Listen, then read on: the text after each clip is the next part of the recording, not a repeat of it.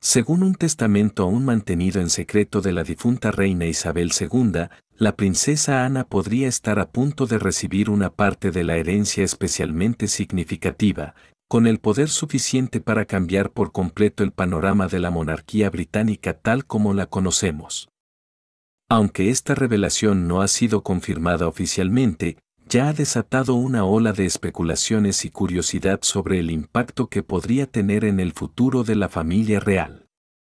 ¿Es posible que la reina no confiara plenamente en los hermanos de Ana como para encomendarles responsabilidades de gran peso? ¿Acaso dejó un mensaje claro para el porvenir, pero oculto entre líneas discretas de su testamento? Los primeros indicios sobre los bienes, el poder y la última voluntad de su majestad comienzan a salir a la luz. Y lo que se esconde detrás no es solo material. Es legado. Es mensaje. Es la elección silenciosa de una sucesora real. Acompáñanos a descubrir el contenido del testamento secreto y cómo podría transformar por completo el destino de la monarquía británica. La muerte de la reina Isabel II fue un acontecimiento que sacudió no solo a la familia real y al pueblo del Reino Unido, sino también al mundo entero. Una mujer que reinó durante 70 años, considerada símbolo de entrega, deber y amor, no solo hacia su familia, sino también hacia la nación a la que sirvió con devoción. Aunque su avanzada edad la hacía vulnerable, su fallecimiento dejó al país en silencio. Pero nadie sintió esa pérdida con más profundidad que su familia, quienes tuvieron que enfrentar la dolorosa realidad de que una era gloriosa había llegado oficialmente a su fin. En los últimos años de su vida, Isabel II luchó contra un cáncer de médula ósea, una enfermedad degenerativa que fue debilitando lentamente su cuerpo. Aún así, seguía presente en actos sociales, humanitarios, visitando países y reuniéndose con jefes de Estado. Aunque delegó algunas responsabilidades en otros miembros de la familia, jamás se retiró por completo de su papel como jefa de la corona. Hasta el último momento, fue el pilar de estabilidad de toda la monarquía. Y cuando su salud ya no lo permitió, se preparó para lo inevitable.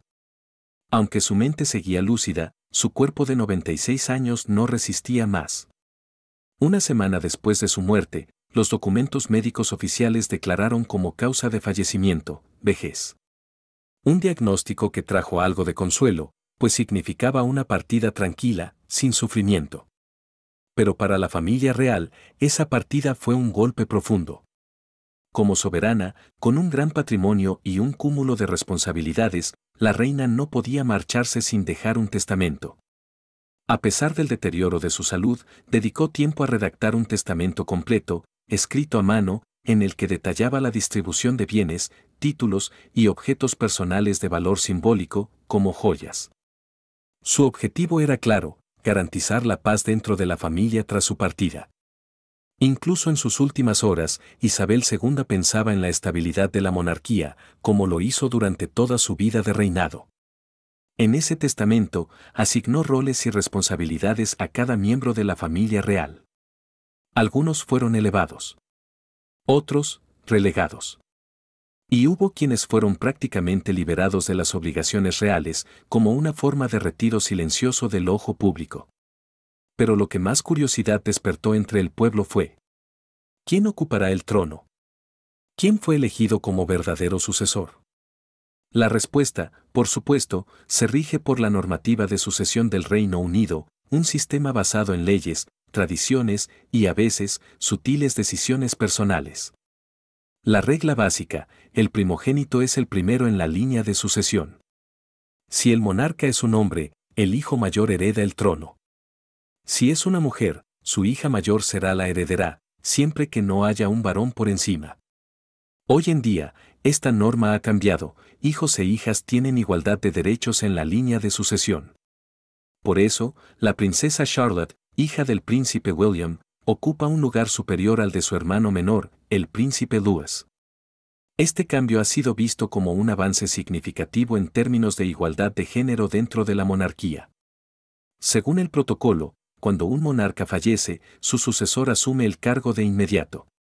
Luego se organiza la ceremonia de coronación. Otra regla relevante: Si el heredero es menor de edad o no está capacitado para gobernar, se designa un regente que asume las funciones en su nombre hasta que esté preparado. Y existe una última norma clave. Cualquier matrimonio dentro de la familia real debe contar con la aprobación del soberano. De lo contrario, los hijos de esa unión pierden su lugar en la línea de sucesión. En el pasado, los católicos no podían acceder al trono. Aunque esta restricción se ha suavizado, aún persisten ciertas barreras, como el hecho de que ningún extranjero puede convertirse en rey o reina del Reino Unido. Con todas estas normas en mente, muchos creen que la posibilidad de que la princesa Ana se convierta en reina es prácticamente inexistente. Pero si se considera el legado, la confianza y el juicio personal de Isabel II, todo deja de ser tan lineal. Porque entre las líneas de su testamento, podría haberse escondido una decisión simbólica, poderosa y profundamente personal, dedicada a la hija en quien más confió. ¿Por qué la princesa Ana? ¿Qué la hace tan especial como para superar incluso a sus propios hermanos, quienes oficialmente la preceden en la línea de sucesión? La respuesta está en la vida que ha vivido, una existencia ligada de forma absoluta a la monarquía, al deber y a una lealtad inquebrantable. La princesa Ana es la única hija de la reina Isabel II. Desde pequeña, fue criada bajo una estricta disciplina real, con una educación aristocrática, pero siempre manteniendo un estilo de vida austero y marcado por la autodisciplina. A diferencia de otros miembros de la familia que buscaron alejarse de los deberes reales o se dejaron envolver por la atención mediática, Ana siempre se mantuvo detrás del telón, trabajando con constancia, sin buscar reconocimiento. Durante décadas, se ha convertido en uno de los miembros más trabajadores de la realeza británica.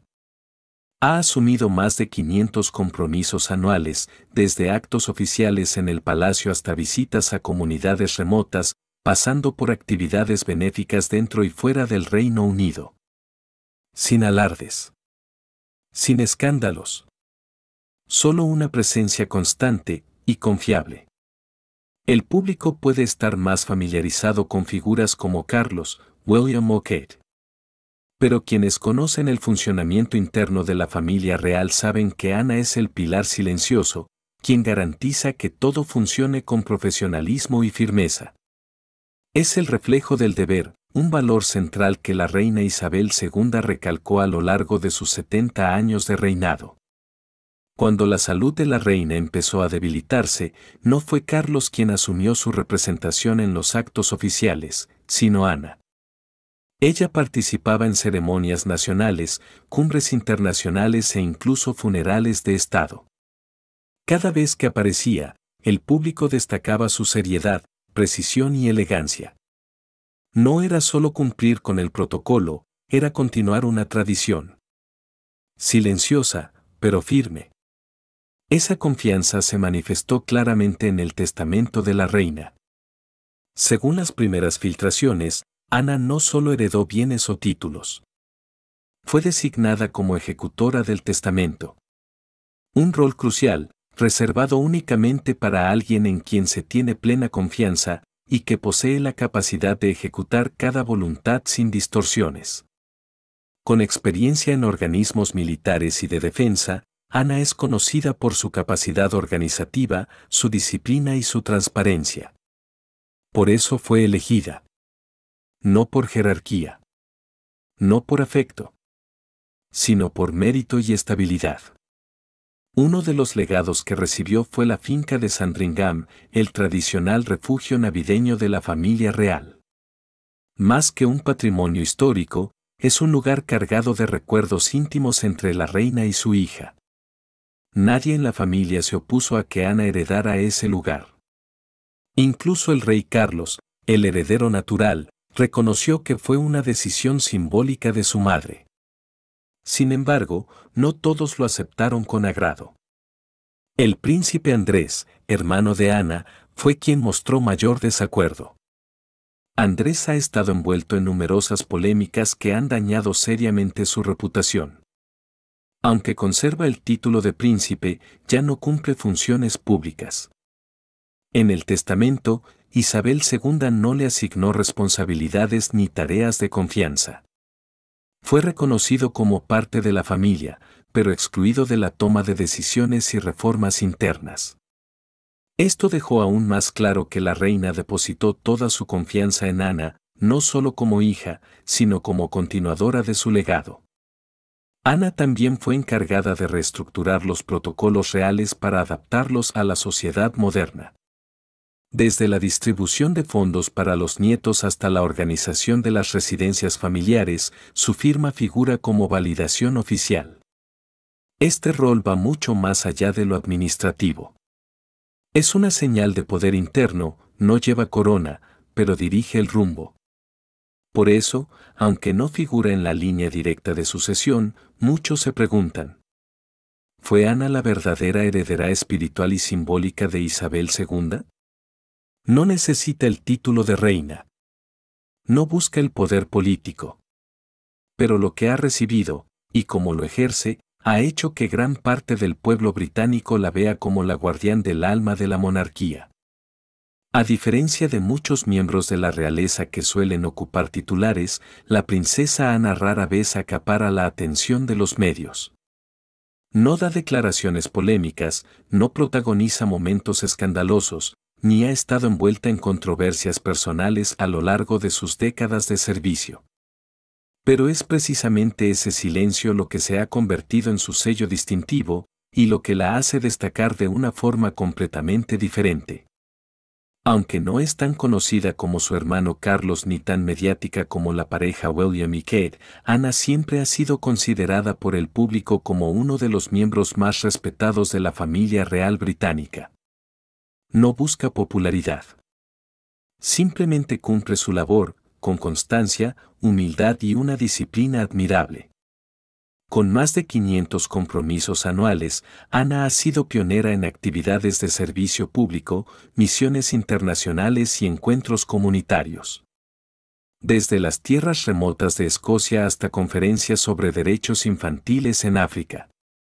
Desde homenajes militares hasta eventos benéficos para enfermos terminales, ella siempre está presente. Sin ostentación. Sin excesos. Solo una presencia sincera y comprometida. Y lo más notable, Ana nunca ha interrumpido sus deberes por motivos personales. Jamás se ha alejado temporalmente de la familia real. Nunca ha escrito memorias reveladoras. Ni ha permitido que sus relaciones privadas interfieran con la imagen de la institución. Incluso durante los momentos más turbulentos, la muerte de la princesa Diana, los escándalos del príncipe Andrés, la renuncia de Harry y Meghan, Ana mantuvo el silencio y continuó trabajando. Está profundamente ligada a la tradición, pero no es retrógrada. Es directa, pero no confrontacional. Es moderna, sin perder el núcleo de lo que representa la realeza. Un periodista escribió alguna vez: la princesa Ana es la única dentro de la familia real que realmente parece saber lo que está haciendo, y para quién lo está haciendo. Por eso, aunque no esté en la línea de sucesión directa, el respeto que el pueblo británico le tiene no es menor que el otorgado a cualquier rey o reina. El cariño del público hacia Ana no nace de la belleza ni de los discursos. Nace del hecho de que siempre está allí, siempre seria, siempre trabajando. Porque la gente percibe algo esencial. Ana no ve su posición como un privilegio, sino como una responsabilidad. Y por eso, en los últimos años de su vida, la reina Isabel II comenzó a confiarle más y más responsabilidades. Ana representó a la reina en funerales de Estado. Encabezó organizaciones que antes estaban bajo el patrocinio directo de Isabel II.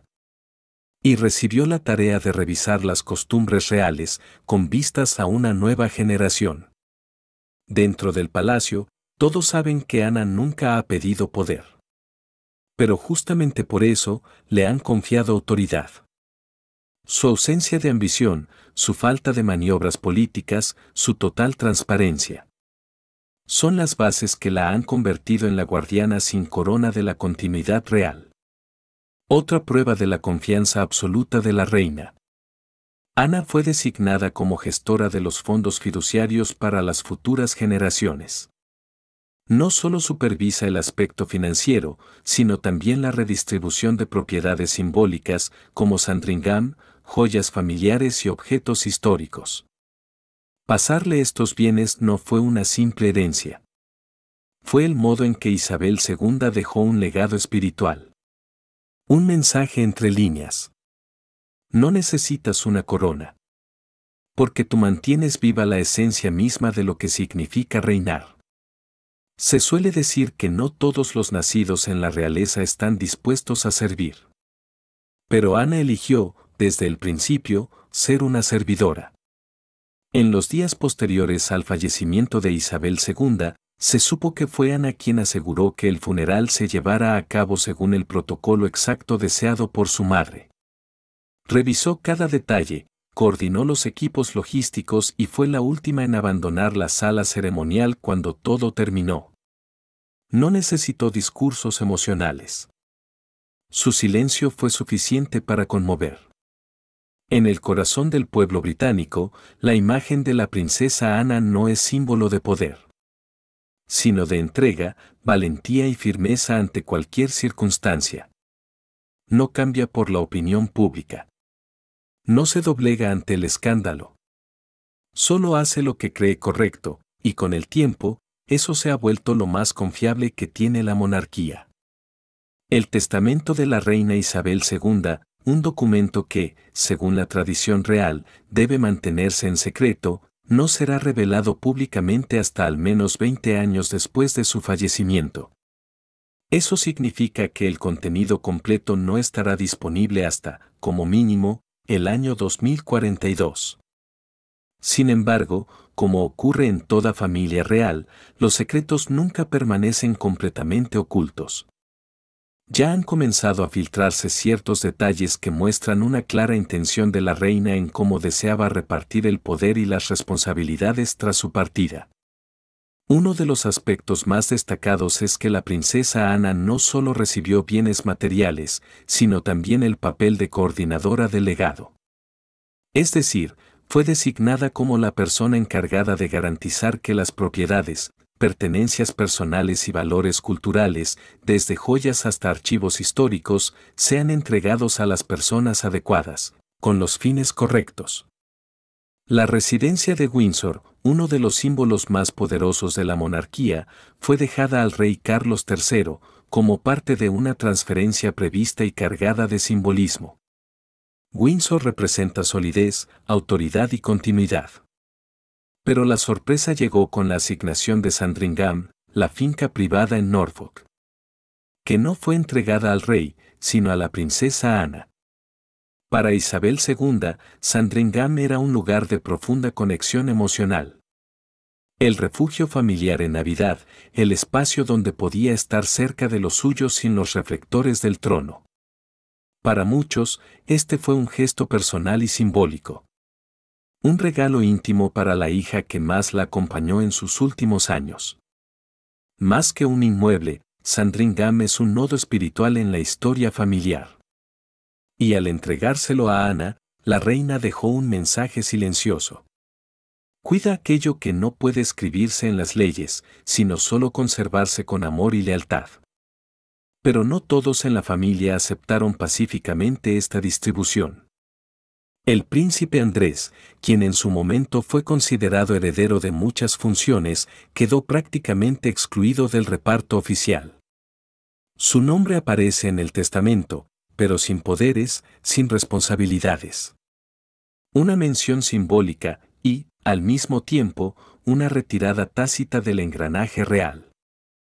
Por su parte, el príncipe Harry y Meghan Markle, a pesar de haber abandonado sus funciones reales en 2020 y mudarse a Estados Unidos, no fueron ignorados.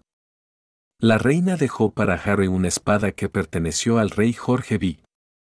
Un objeto con enorme peso histórico y emocional. Más que un regalo material, era un mensaje privado. Aún eres parte de esta sangre, aunque vivas tu camino aparte. Además, sus hijos, Archie y Lilibet, también fueron mencionados, garantizando que hereden el valor simbólico y afectivo del legado familiar, sin importar fronteras ni decisiones políticas. Algunas fuentes aseguran que la reina incluso creó un fondo específico para la educación de sus bisnietos, bajo fideicomisos administrados por la princesa Ana. En cuanto a Kate Middleton, la reina le otorgó un reconocimiento especial. Kate recibió la tiara Vladimir, una de las piezas de joyería más valiosas de la reina. Y también la responsabilidad de custodiar archivos y el patrimonio cultural de la familia real. Un gesto que valida a Kate no solo como nuera ejemplar, sino como una heredera natural del espíritu de la tradición. A William, como siguiente heredero al trono, se le confirió Windsor, junto con el mandato de modernizar la monarquía.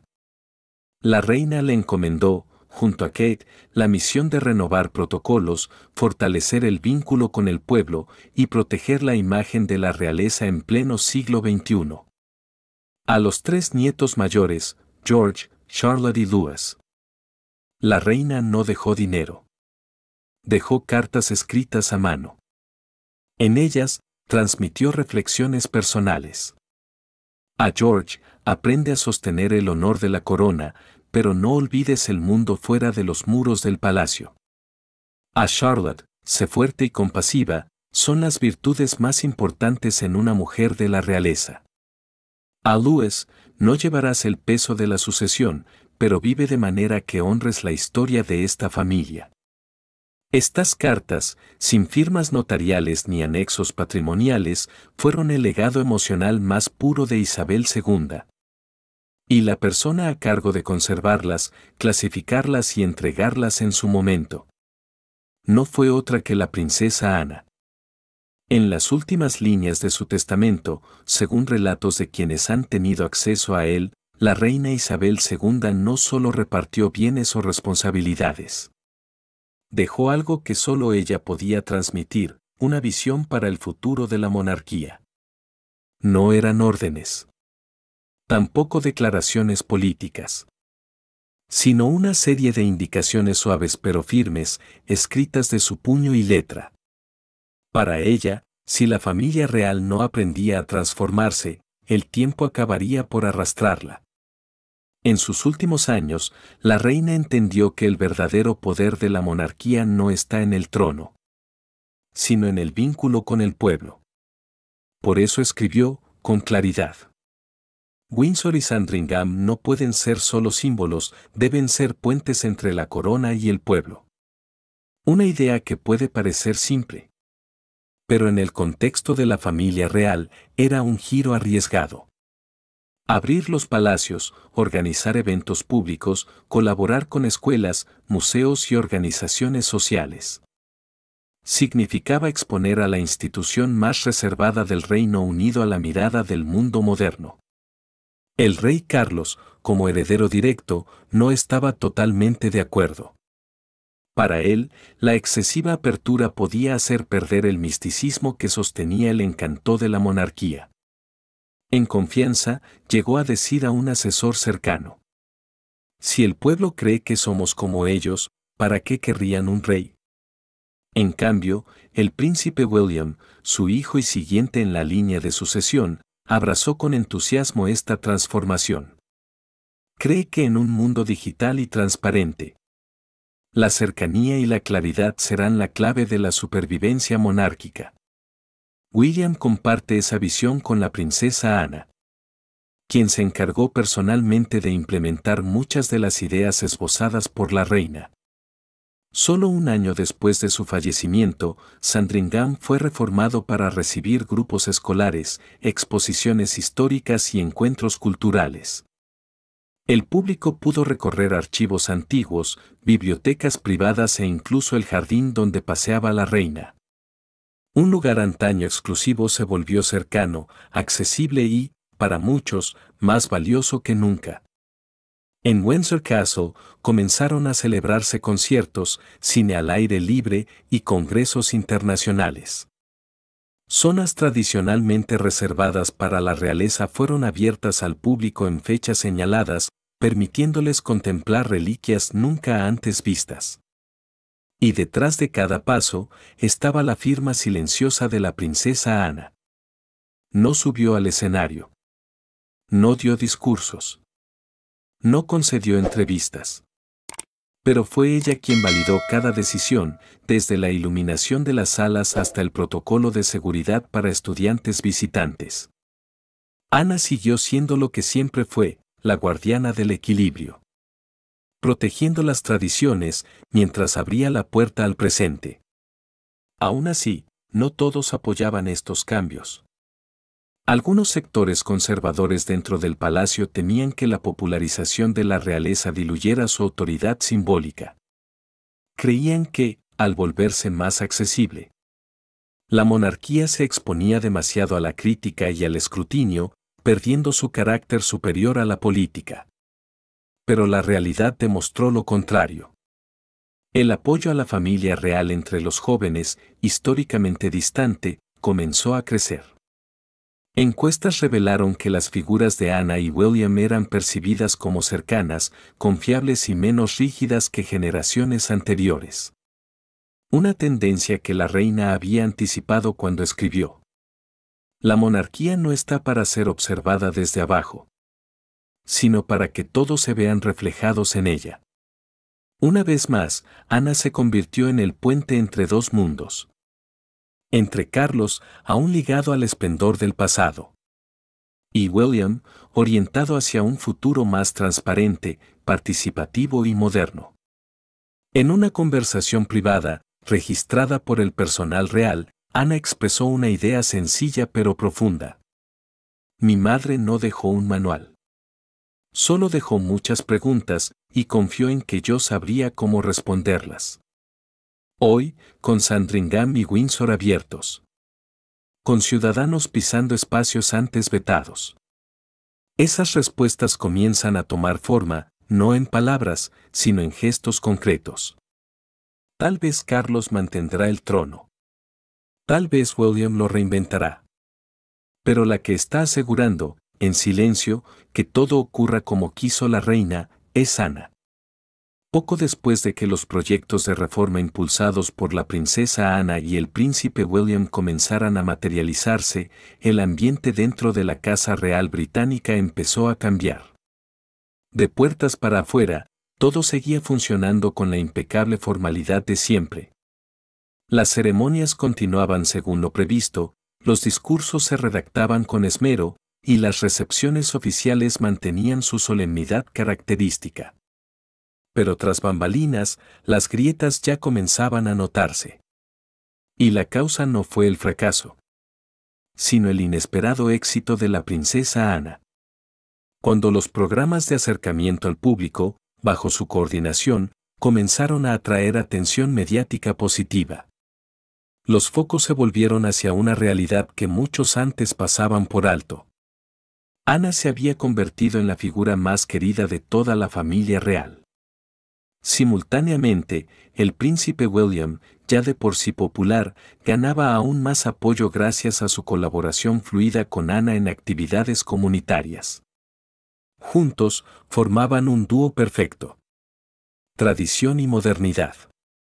Que capturó el respaldo de los jóvenes, de los comentaristas culturales y, sobre todo, de la clase media británica, tradicionalmente indiferente hacia la realeza. Mientras tanto, el rey Carlos III comenzaba a notar que estaba siendo desplazado del centro del poder simbólico. Nadie lo desafiaba abiertamente. Nadie cuestionaba la legitimidad de su trono. Pero cada artículo, cada tertulia televisiva, cada encuesta de opinión, susurraban lo mismo. Carlos es el rey. Pero Ana y William son los que lideran. Según fuentes cercanas al palacio, Carlos empezó a expresar su incomodidad. Decía que las reformas iban demasiado rápido. Que abrir tanto la institución podría hacerle perder su esencia sagrada. En una reunión privada con sus asesores, habría dicho: "Llevo menos de 2 años en el trono, y ya todos hablan de una nueva generación, sin mí". Aunque jamás lo manifestó en público. Su inquietud comenzó a notarse en sus decisiones. Algunos eventos que antes contaban con la participación de Ana fueron reasignados a colaboradores cercanos al rey. Algunos programas reformistas fueron sometidos a revisión presupuestaria. Y sus discursos empezaron a llenarse de matices sobre la dignidad de la realeza, la importancia del protocolo y la diferencia entre liderar y ser un ejecutor. La opinión pública no tardó en percibir el cambio. Analistas especializados comenzaron a escribir que Carlos no está perdiendo protagonismo porque se lo arrebaten, sino porque no logra sostenerlo. Mientras tanto, Ana, como siempre, guardaba silencio. Seguía trabajando. Seguía coordinando. Ni aceleraba ni se detenía. Su firmeza, paradójicamente, acentuaba el contraste con la inseguridad del rey.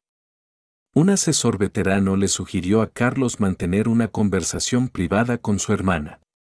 No para reprochar, sino para evitar malentendidos. El encuentro tuvo lugar, discretamente, en Clarence House. Sin cámaras. Sin asistentes. Sin protocolos. Solo dos hermanos. Como cuando eran niños. No se sabe con certeza qué se dijeron. Pero según fuentes cercanas, Carlos le dijo a Ana: «Lo estás haciendo mejor que nadie. Pero no olvides que, por mucho que aciertes, el trono sigue siendo mío». Ana, sin enfadarse ni rendirse, respondió con calma: «Nunca he necesitado un trono para hacer mi trabajo. Y jamás intenté reemplazarte». Fue la única conversación entre ambos en más de 6 meses. Desde entonces, cada uno siguió su camino. Sin enfrentamientos, pero sin cooperación. Para el público, la distancia se hizo evidente durante los actos oficiales. Cuando Carlos hablaba, Ana no aplaudía. Cuando Ana era nombrada representante de una institución, Carlos no enviaba felicitación. Todo correcto. Todo según protocolo. Pero carente de afecto. Una separación regulada por agendas, no por confianza. William, atrapado entre ambos, se convirtió en mediador involuntario. No podía disgustar a su padre, el rey legítimo. Pero tampoco ignorar a su tía, quien le había guiado en su preparación para heredar.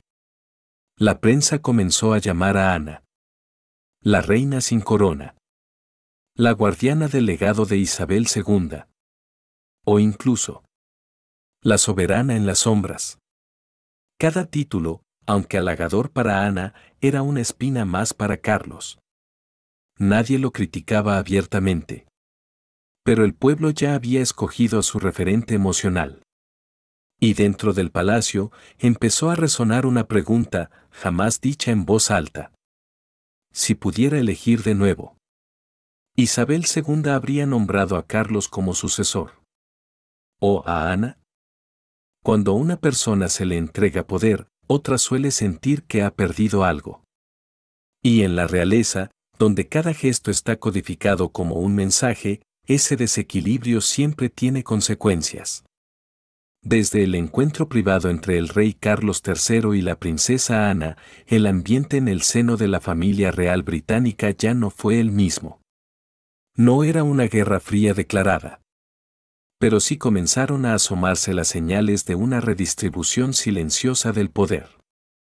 Carlos, como soberano, seguía siendo el último responsable de decisiones ceremoniales, presupuestarias y de nombramientos. Pero en la práctica, los proyectos liderados por Ana seguían acumulando apoyo popular y cobertura mediática. Esa asimetría entre el poder administrativo y el prestigio público hizo que Carlos comenzara a sentirse desplazado.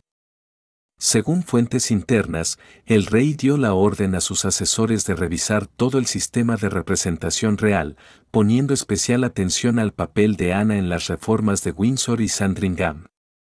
El objetivo era claro: reducir gradualmente la presencia oficial de Ana en los medios. El primer paso fue reorganizar ciertas fundaciones benéficas vinculadas al palacio. Sin explicar los motivos, Ana dejó de ser presidenta honoraria de al menos 3 instituciones con las que llevaba más de 20 años colaborando. Después, los viajes internacionales que tradicionalmente lideraba ella comenzaron a ser delegados en figuras más jóvenes como el Duque de Edimburgo o la Princesa Beatriz. No hubo declaraciones oficiales. No hubo reproches. Pero el mensaje era evidente: Ana estaba siendo marginada del centro del escenario. Y el público empezó a preguntarse: ¿por qué la miembro más trabajadora de la realeza está siendo retirada de las actividades principales? ¿Qué está ocurriendo detrás de las puertas cerradas del palacio? La prensa, siempre atenta a los movimientos internos, comenzó a hablar de una retirada controlada. Un historiador de la monarquía escribió en The Guardian: cuando un rey siente que debe disminuir la influencia de su hermana, ya no se trata de protocolo. Es miedo. Miedo a que su poder simbólico ya no sea suficiente para guiar el futuro. Y sin embargo, durante todo ese tiempo, Ana no dijo una palabra. No se quejó. No dio entrevistas. No emitió comunicados. Simplemente siguió trabajando, aunque ahora con una agenda recortada. Un asistente cercano a la princesa relató que, una mañana en Sandringham, propiedad que ahora le pertenece de forma privada, Ana comentó únicamente: no necesito aparecer para seguir defendiendo lo correcto. Dentro del círculo real, Kate Middleton, la princesa de Gales, fue la única que mantuvo un puente constante con Ana. Seguía invitándola a eventos culturales, le escribía cartas de agradecimiento por su labor benéfica. Y la mencionaba con respeto en sus discursos públicos. El príncipe William, aunque se mantenía neutral en lo político, continuaba consultando a su tía sobre el futuro de la corona y las reformas necesarias para la próxima generación. A pesar de la reducción de funciones formales, la influencia de Ana entre la ciudadanía no disminuyó, al contrario, se fortaleció. Su silencio fue visto como un acto noble, digno y fiel al código de la realeza. En las encuestas de popularidad, Ana se mantuvo entre las 3 figuras más respetadas de la monarquía, solo superada por William y Kate. Lo paradójico era que los intentos de Carlos por disminuir la figura de Ana solo la hacían más imprescindible. Su ausencia en eventos clave generaba más titulares que la presencia de quienes ocupaban su lugar. Y entonces, sucedió lo inesperado. Durante una ceremonia de entrega de condecoraciones en el Palacio de Buckingham, el rey Carlos tropezó y cayó levemente al subir al estrado. No fue grave, pero la imagen recorrió el país en cuestión de horas.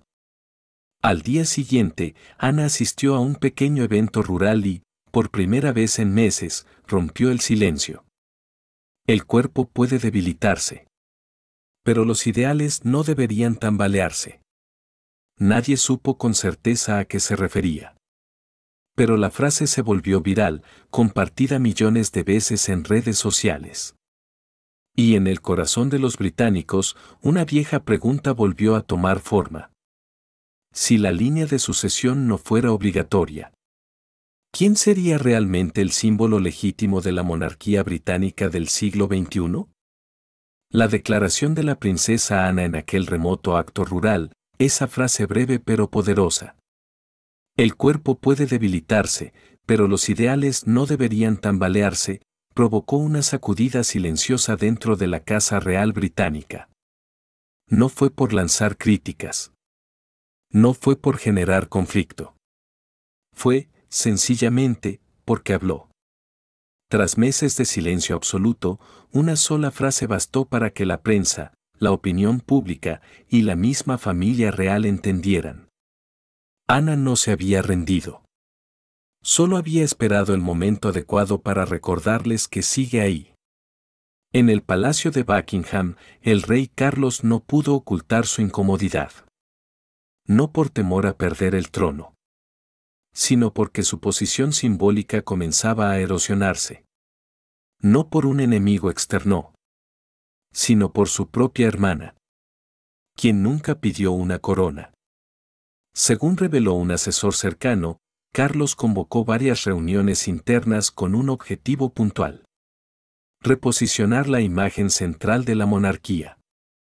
En esos encuentros, conceptos como control de medios, gestión del símbolo y refuerzo del rol del rey se repitieron una y otra vez. Nadie lo dijo en voz alta, pero todos lo sabían. Había que suavizar la imagen de Ana. O al menos, limitar cuánto podía eclipsar al monarca. Se elaboró una estrategia mediática. Los medios comenzaron a recibir comunicados con titulares como: el rey Carlos impulsa una monarquía moderna. La visión internacional del rey. El soberano refuerza vínculos diplomáticos en medio de desafíos globales. Incluso hubo rumores de que ciertas notas sobre Ana fueron pospuestas, por ajustes de agenda editorial sugeridos por la Casa Real. Pero el público no se dejó manipular tan fácilmente. Columnistas independientes, analistas políticos e incluso organizaciones benéficas siguieron ensalzando a Ana como un ejemplo de liderazgo sin necesidad de título. Y entonces, la presión dejó de venir del exterior. Comenzó a gestarse desde dentro. Un grupo de antiguos consejeros, que habían trabajado junto a la reina Isabel II, enviaron un memorando interno a Carlos. No había reproches. Ni amenazas. Solo una pregunta. Majestad, ¿está intentando proteger la monarquía o su orgullo personal? La frase golpeó más que cualquier editorial. Carlos, el heredero que esperó más de 70 años. El hombre que vio a su madre reinar con absoluta serenidad durante décadas. Ahora era cuestionado por los mismos que una vez sirvieron a Isabel II. El impacto emocional fue inmediato. Algunas reuniones fueron canceladas sin explicación. Discursos fueron recortados. Y, sobre todo, la agenda del rey comenzó a solaparse con eventos ligados a Ana. No fue casualidad. Fue una maniobra clara. Mostrar unidad. Reconstruir simbólicamente la imagen fraternal. Pero Ana no cayó en el juego. Ante la prensa, cuando se le preguntó por su presencia junto al rey en un acto de homenaje, se limitó a responder: el deber es el deber. Lo personal se queda tras la puerta. La frialdad en sus palabras desmanteló cualquier intento de reconciliación forzada. Y la gente lo notó. Se empezó a decir: si el rey necesita pararse junto a Ana para reafirmar su centralidad, ¿quién es realmente el centro? En una escena íntima, según testimonio de un empleado cercano, Carlos permaneció largo rato frente a una fotografía en blanco y negro. Él, de 10 años, junto a su madre. Tras unos minutos, murmuró: mamá nunca dudó de mí. Pero ahora, parece que todos piensan que Ana es la que inspira confianza. Fue una aceptación silenciosa. Un punto de inflexión. Carlos comprendió que el afecto público no se ordena. Se merece. O se pierde. Días después, se organizó un evento de gran importancia en Sandringham, ahora bajo custodia de Ana. Era la primera vez que la princesa abría la residencia para un encuentro internacional. Una cumbre educativa con representantes de los 54 países de la Commonwealth. Esa misma mañana, Carlos envió una carta manuscrita a su hermana. El mensaje era breve. Has hecho lo que mamá esperaba. No te detendré más. Ana no respondió. Pero al día siguiente, en la recepción de Clarence House, apareció una tarjeta sin remitente, sin palabras. Solo una fotografía antigua. Carlos, de niño, con una corona de papel en la cabeza. Y Ana a su lado, sonriendo. Nada más hacía falta. Porque todos lo entendieron. El rey se sienta en el trono. Pero quien custodia el alma de la monarquía es su hermana.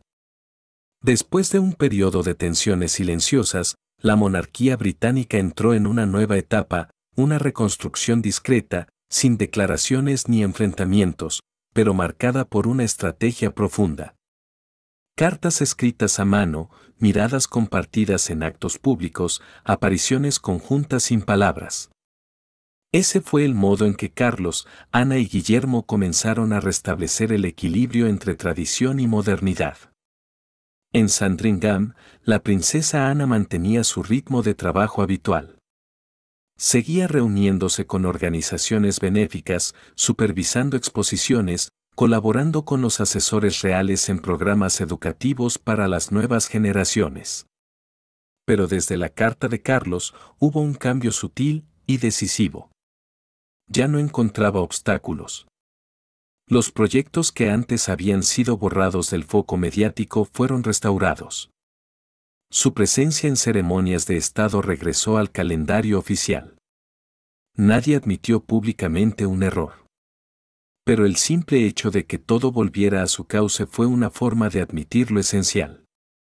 Ana es irreemplazable. Por su parte, el rey Carlos empezó a redefinir su imagen. Ya no trataba de proyectar poder absoluto, sino que asumió el rol de monarca orientador, el guardián de las tradiciones, que da un paso atrás para que los más jóvenes puedan avanzar.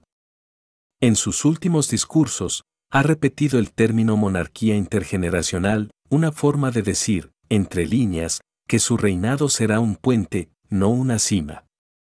El príncipe Guillermo, con una madurez política cada vez más evidente, fue el verdadero catalizador de esta reconciliación. No tomó partido. No intervino con dureza. Pero con una presencia constante, mostrando respeto hacia su padre y su tía. Se convirtió en el símbolo de un futuro que no arrastra los conflictos del pasado. Durante un acto en Windsor, mientras Ana entregaba medallas de honor a estudiantes sobresalientes, Guillermo apareció junto a Kate y sus 3 hijos. No hablaron. No subieron al escenario.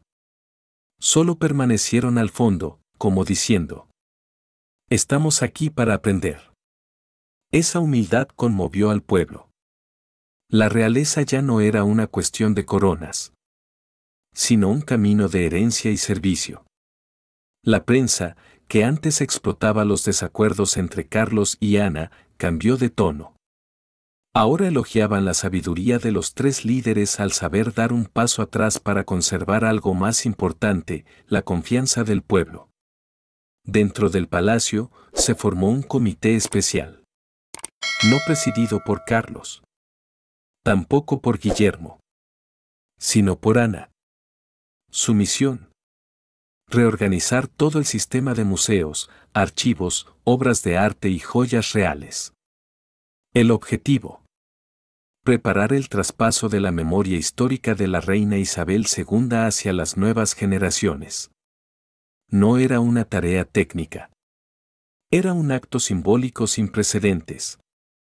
Por primera vez en la historia moderna, una princesa, y no un soberano, fue elegida para custodiar la memoria de la realeza. Durante este proceso, Ana hizo algo que emocionó profundamente al personal del castillo. Solicitó que una pequeña sala de Windsor fuera renombrada como el cuarto de mamá. Sin placa. Sin ceremonia. Solo un espacio donde conservar sus objetos personales. Sus abrigos, sus bolsos, cuadernos con notas manuscritas y la silla donde solía sentarse. Cuando le preguntaron por qué, Ana respondió: la historia no necesita un trono para ser honrada. Solo necesita ser recordada con justicia. Carlos, al enterarse del cuarto, no dio ninguna orden. Pero semanas después, viajó a Windsor sin anunciarlo. Y pasó toda la tarde allí, solo. Un empleado del museo reveló que, al marcharse, el rey murmuró casi sin voz: yo he intentado mantener el trono. Pero tú has conservado la memoria. Guillermo, al conocer la historia, llamó a Ana. La llamada duró solo 3 minutos. Después, publicó un breve comunicado en la web oficial de la monarquía. El legado de la reina no está en lo que dejó atrás, sino en cómo vivimos para preservarlo. Mi tía, la princesa Ana, lo está haciendo mejor que nadie. Por primera vez en muchos años. Carlos, Ana y Guillermo aparecieron juntos en una imagen sin discursos ni protocolo. Solo estaban allí, en el jardín trasero del castillo de Windsor, mirando hacia el horizonte donde el atardecer caía sobre el campo, donde la reina Isabel solía caminar. Ninguna palabra fue pronunciada. Pero el mensaje era claro. Ninguno de ellos intenta liderar el futuro por sí solo. Ahora, caminan juntos. Para custodiar, en silencio, lo que el tiempo no debe borrar. Una mañana de septiembre, el cielo de Londres se mostraba inusualmente despejado. No había ceremonias de Estado, ni eventos políticos, ni cobertura mediática anticipada. Pero en el castillo de Windsor se celebró una ceremonia especial, silenciosa, solemne y más profunda que cualquier acto bajo el nuevo reinado. La sala de mamá, el espacio que resguarda objetos personales de la reina Isabel II, abrió sus puertas por primera vez para recibir a 3 generaciones de la familia real, el rey Carlos, la princesa Ana, el príncipe Guillermo y la duquesa Kate. No hubo público. Solo una entrega de espíritu, sin tronos, sin coronas. Solo legado. Sobre una mesa de roble al centro de la sala, reposaba una pequeña caja de plata, grabada con caligrafía manuscrita. Conservar, no poseer. Dentro había 3 objetos. Un pañuelo bordado con el nombre Elizabeth, deshilachado en las puntas. Una copia escrita a mano del primer discurso de la reina al ascender al trono en 1952. Y un anillo de oro delgado, sin piedras ni grabados, que ella nunca se quitó y cuya historia jamás reveló. Ana, vestida con un sobrio traje gris, sin medallas ni joyas, se acercó a la mesa. No miró a nadie. No pronunció palabra. Solo abrió la caja y, con delicadeza, extendió el anillo hacia Kate, la nuera que algún día se convertirá en reina consorte. Nadie dijo nada. Pero los ojos de Guillermo se llenaron de lágrimas. Y el rey Carlos, desde el fondo, asintió con suavidad, como una última aprobación silenciosa. No fue una sucesión formal. No hubo documentos. No se emitieron decretos. Pero en la monarquía, hay gestos que bastan para marcar el inicio de una nueva era. Ese anillo, sorprendentemente simple, fue el único objeto que Isabel II no se quitó, ni siquiera durante los tratamientos médicos del final de su vida. Ahora, se convierte en símbolo de una continuidad sin juramento. Tras el acto, Ana salió de la sala sin despedirse. No hacía falta. En ese instante, su papel como guardiana, mediadora entre pasado y futuro, había concluido. Desde ese día, Ana se retiró de la mayoría de los compromisos reales de alto nivel. No por desacuerdos. No por la edad.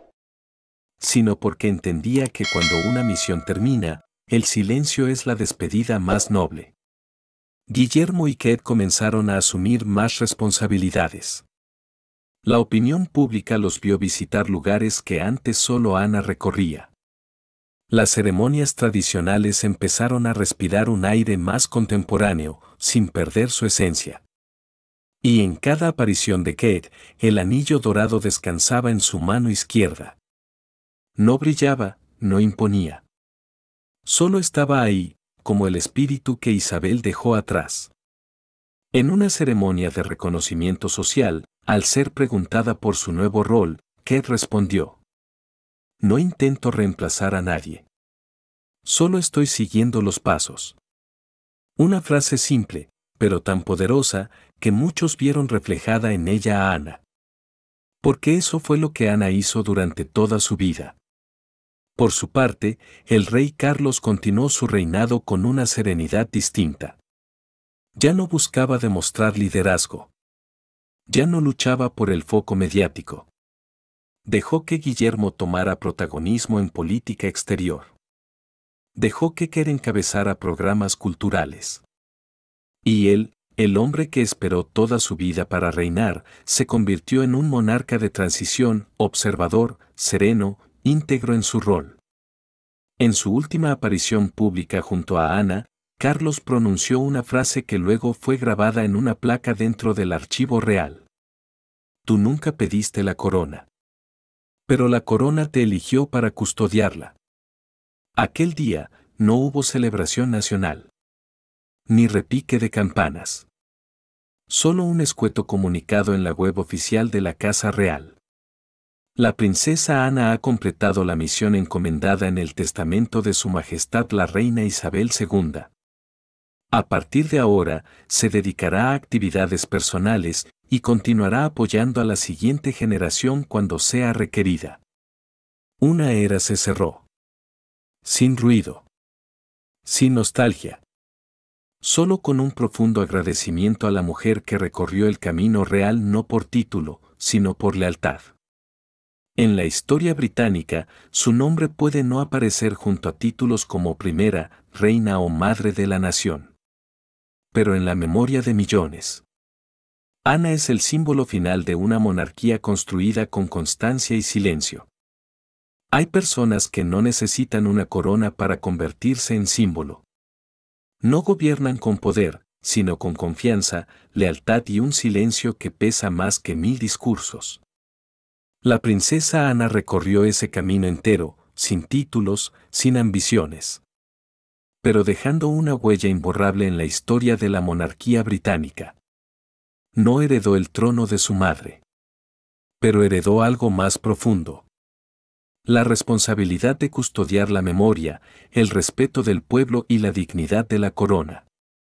Y cuando cumplió esa misión, se retiró en silencio, tal como llegó, tal como vivió, tal como sirvió. Si esta historia te conmovió, comparte este video para que más personas sepan que el verdadero poder no siempre necesita voz. Dale like, suscríbete al canal. Y acompáñanos a descubrir más capítulos no contados de la realeza. Donde el poder real siempre ha residido en la constancia y la nobleza silenciosa.